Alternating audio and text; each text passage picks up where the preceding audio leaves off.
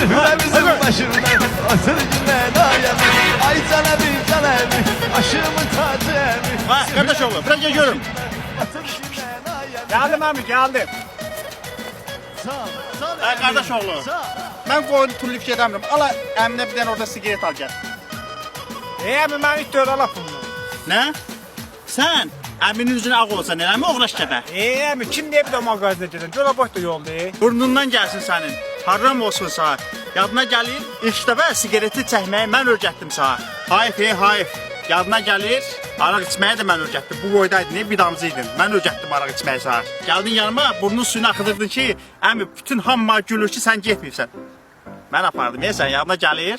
İlk dəfə mən apardım, əmin. Hələ qonşudan qoz oğramağı demirəm. Oğruyurduq, gətirdi sağ örgədirdim nəsə qoz oğruyurlar.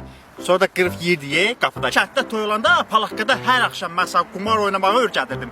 Burnundan gəlsin sənin. Sonra qonşunun hininə oğruğa girir deyə əmin örgədirdi. Toyuğumu mən qapırdım, yumurtaları da sən doldurdun cibinə. Mən idim örgədən onu, başqası yox. Qonşunun zibonokunu vur, qaç. Sonra bir dəfə yadına gəlir, gətirdin əmi, telefonuma video yüklə. Yadına gəlir, mən yüklüyürdüm, telefonuna gedirdim, baxırdım. Həminki əmiyəm də, indi üzüm ağ olursan.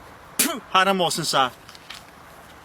Yaxşı abi yaxşı ver ver. Bütün yaxşılıkları başıma vurma ver.